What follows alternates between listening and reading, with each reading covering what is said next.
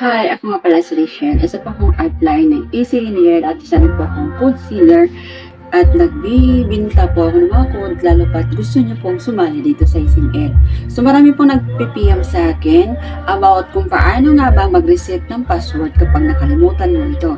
So first po ay kailangan po ay legit ang iyong email address. Email po kasi doon po isi-send ang new code nyo or yung pag-reset ng iyong password. First, mag-login po kayo. Then, i-click nyo po yung forget password. Pagkatapos nyo yan, reset account, yung reset po. Tapos, tingnan nyo po sa inyong email dahil may makikita po kayong code dyan na kung saan ipipaste mo para ma-reset po ang iyong password. Pagkatapos niyan, mag-enter na po kayo ng new password nyo. Dapat po ay mahaba at lagi nyo pong tatandaan ang iyong password.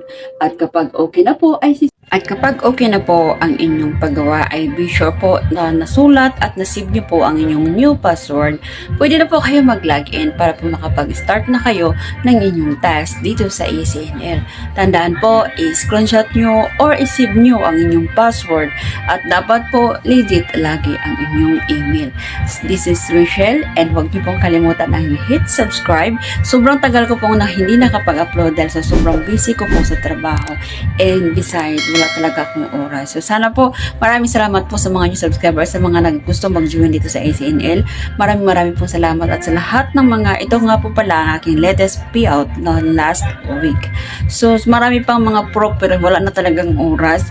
So kung gusto niyo po, nasa comment section lang ang link to join and PM niyo po itong account ko na to para po i-ma-assist kayo ng team ko. Goodbye!